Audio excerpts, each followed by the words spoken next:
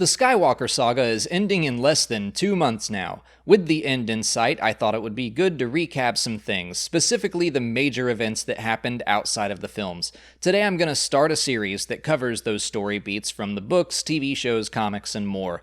This is only going to be what I feel is relevant to the Skywalkers and their saga, so I won't be covering all of the Clone Wars or Star Wars Rebels, for example.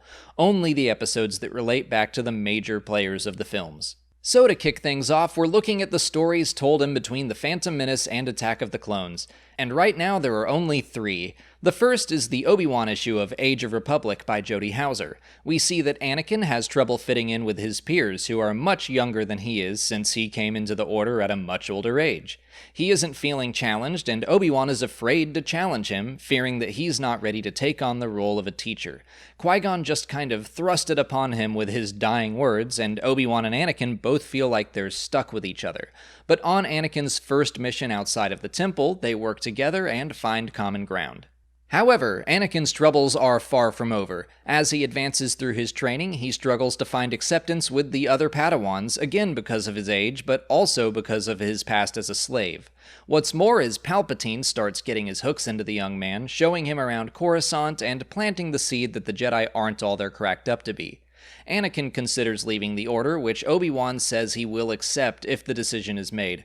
But on yet another mission, this one much larger, Anakin decides he could do more good as part of the Order instead of outside of it. The final story set between episodes 1 and 2 is Queen's Shadow by E.K. Johnston. After serving her terms as Queen of Naboo, Padme moves into the Senate at the request of Chancellor Palpatine, who thinks the young girl would be an easily manipulated ally. She quickly proves him wrong, realizing that her planet's former senator might not be as noble as he lets on.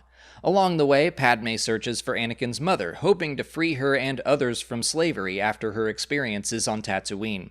She frees a handful of slaves, but is unable to find Shmi Skywalker, who is apparently already free thanks to the Lars and White Sun families.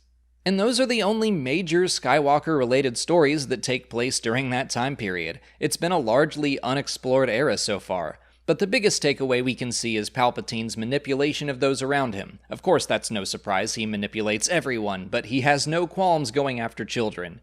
He successfully began to influence Anakin at the age of 12, but Padme at the age of 17 was another story. It's also interesting to note Anakin's susceptibility to outside influence since he was brought into the Jedi Order at the age of 9.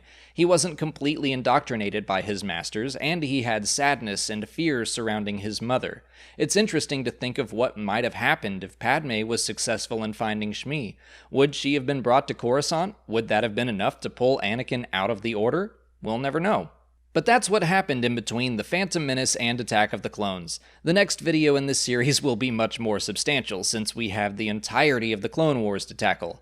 I won't be going episode by episode, but I'll be focusing on Anakin, his time as a Jedi General, and the hints of his impending fall to the dark side.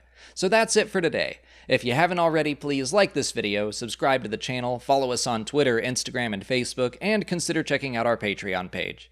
As always, thanks for watching, and may the Force be with you.